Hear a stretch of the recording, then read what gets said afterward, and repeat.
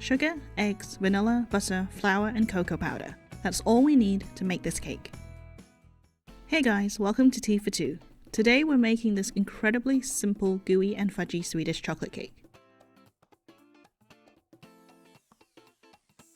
First we're going to preheat the oven to 175 degrees Celsius and then line a 20 cm springform pan with baking paper. Just take a sheet that's slightly larger than the base of the pan and clip it in place. The excess paper will come in handy when we want to move the cake later.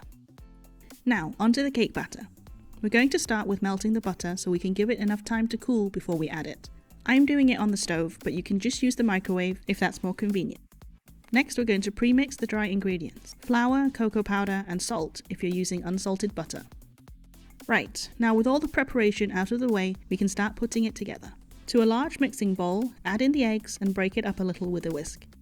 Then add all the sugar and whisk for a couple of minutes until pale and fluffy.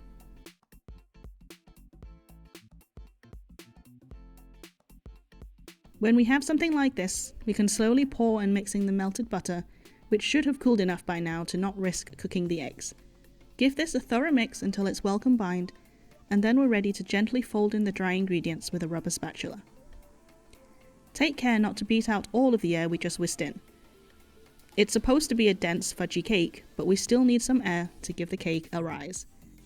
Once it's all well mixed, pour the batter into the lined pan and bake for between 12 and 20 minutes, depending on how fudgy you like your cake.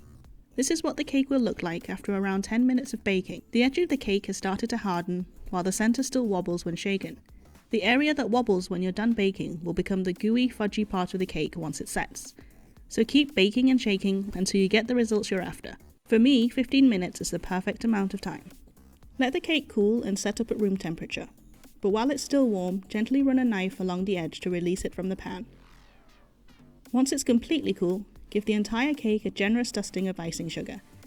And for best results, it's recommended to let the whole thing chill in the fridge for a couple of hours or overnight before serving. But if you don't want to wait, it's fine to serve it straight away with some unsweetened whipped cream and fresh berries to balance out the richness of the chocolate. And that's it, a Swedish gooey chocolate cake that makes a perfect tea for two.